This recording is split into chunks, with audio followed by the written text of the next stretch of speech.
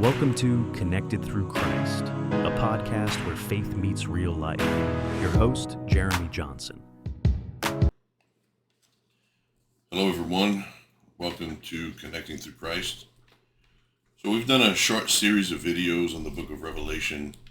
We've went through the 7 trumpets, went through the 7 seals, and also the 7 bowls or vials of Revelation.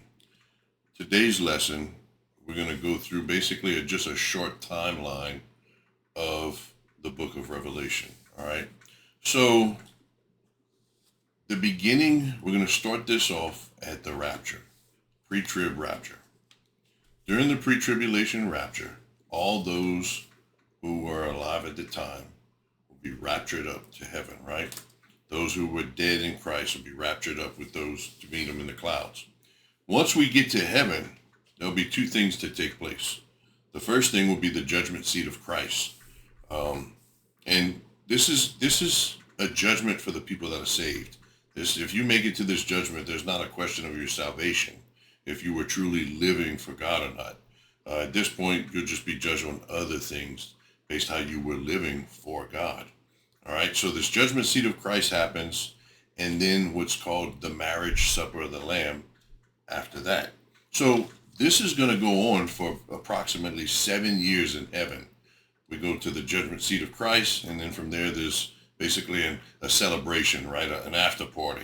And it's going to be for 7 years. So the rapture happens. These 2 events are going on in heaven. And while this is taking place in heaven, on earth will be the 7-year tribulation. So in heaven, you have these events taking place, and then on earth is tribulation. So the tribulation will be broken down into 2 parts. The first 3.5 years known as the tribulation. The second part known as the Great Tribulation, which is the second 3.5 years. During this time, there'll be an array of things happening, just catastrophic.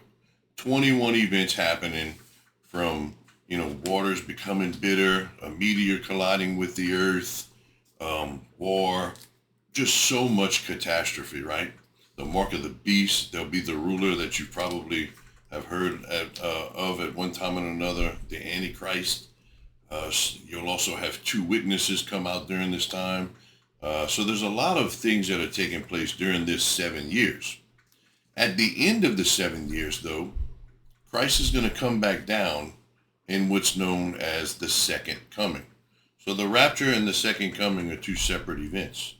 When Christ comes down from heaven with all the saints after the marriage supper of the Lamb, this is going to be at a point in time where on earth, the last battle, the battle of Armageddon, is taking place.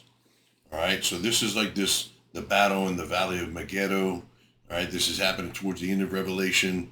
So the 7 years is up. The judgment seat of Christ and the marriage supper of the Lamb happened up here. The 7-year tribulation happened here. And all of a sudden, Jesus comes down right at the battle of Armageddon here on earth at the end of the 7 years. This is known as the second coming. After the second coming, right, Jesus defeats the Antichrist. We win, obviously, Team Jesus, yeah. And then after this, there's 1,000 years of peace called the millennial reign. And during this 1,000 years of peace, Jesus will rule and reign as king on earth. So the book of Revelation goes through all of these events in detail. And so that's why we were making these videos, to just try to simplify some of what's taking place without getting too deep or going into Greek words or Hebrew meanings and stuff, but to keep it at a basic level for hopefully where you could understand it better. So again, you got 7-year timelines basically. Up in heaven, you're having a judgment and then a party. On earth, you have the tribulation.